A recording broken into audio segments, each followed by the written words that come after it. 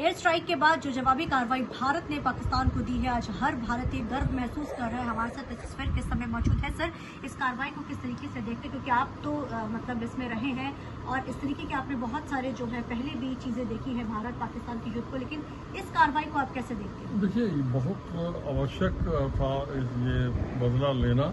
देखिए, पाकिस्तान ने क्या किया था, कुछ आतंकवादी उनको ट्रेनिंग और हथियार देके पहलगाम में भेज दिया कि जाके जो लोग छुट्टी मनाने आए हैं परिवारों के साथ, उन निर्दोषों को, निहत्थों को मार के आ जाओ।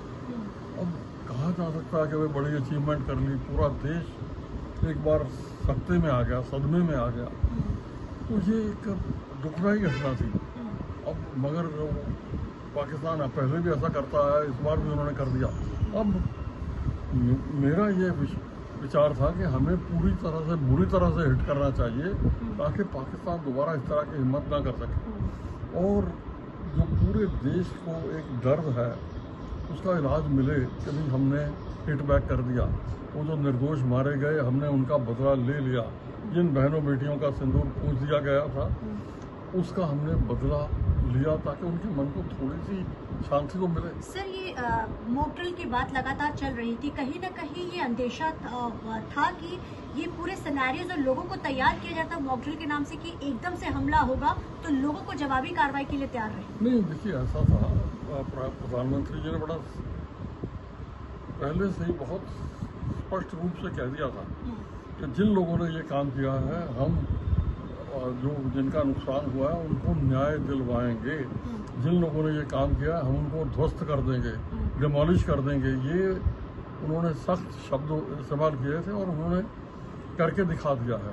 सर, इससे पहले भी जब इस तरह की कार्रवाई, क्योंकि आप तो विभाग में रहे हैं, तो किस तरीके से पूरी तैयारी होती है और ये ऑपरेशन जो किया जाता है बड़ा ही, हालांकि इसको बड़ा वो रखा जाता है, बिल्कुल अलग रखा था कि किसी तक, और एकदम से किया जाता है। तो जब आपके दौर में ये जब चीजें हुई थी? नहीं, देखिए, ऐसा है, हमारे वक्त में पाकिस्तान के साथ लड़ाई नहीं थी। तो पाकिस्तान के साथ खुली लड़ाई हुई तो दैट वाज 1965 और 71 में। उसके बाद ओपन लड़ाई नहीं हुई, हॉस्टिलिटीज चलती रही। उन्होंने कभी एक जगह अटैक कर दिया, हमारे लोगों ने थोड़ी देर दूसरी जगह पे कर दिया। तो कश्मीर में ये गोलीबार चलती रही, मगर एक युद्ध, जंग जिसको कहते हैं, वो नहीं थी। इस बार पहली बार है कि उसको जंग का एक रूप आ रहा है। और देखिए, मेरे ख्याल में एक फुल लार्ज स्केल वॉर ना पाकिस्तान के लिए अच्छी है, ना हमारे लिए अच्छी है। और जंग, कोई भी जंग जो होती है ना, वो प्रॉब्लम्स को सॉल्व नहीं करती, कम नहीं करती, बढ़ा देती है। और मतलब मेरे मन में, मगर ये जरूरी हो जाता है कई बार एक स्टैंड लेना जरूरी अब होता उन्होंने है। पहलगाम के अंदर ये कर दिया। भारत का इतिहास लड़ाई का नहीं है, मगर हमारे लिए बदला लेना जरूरी था। अब उसके आगे ठीक है, उन्होंने किया एक जगह पे, हमने 9 जगह पे स्ट्राइक कर दिया, लेकिन ये जरूरी था सर, जरूरी था एक मैसेज देना। हाँ।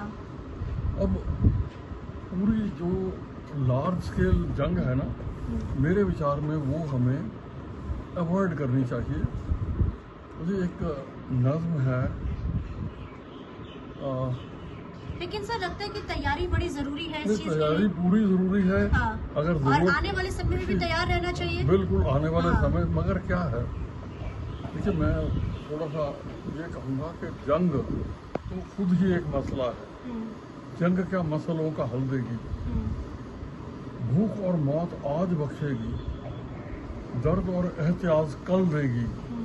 इसलिए साहिर साहब ने कहा है, इसलिए ऐ शरीफ इंसानों, जंग टलती रहे तो बेहतर है।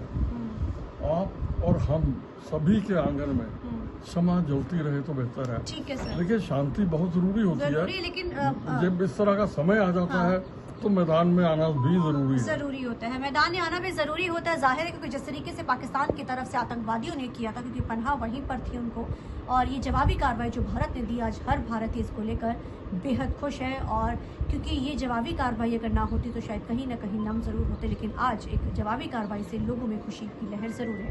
कैमरामैन नरजिंदर के साथ चंडीगढ़ से TV9 की 11 फीड को।